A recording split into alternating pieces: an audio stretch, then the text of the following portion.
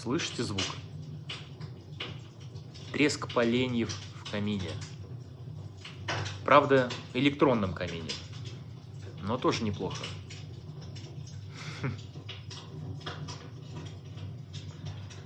2 часа сегодня подключал Ambilight подсветку.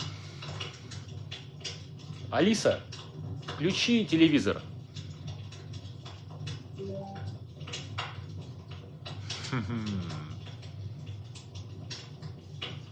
Ну, неплохо смотрится.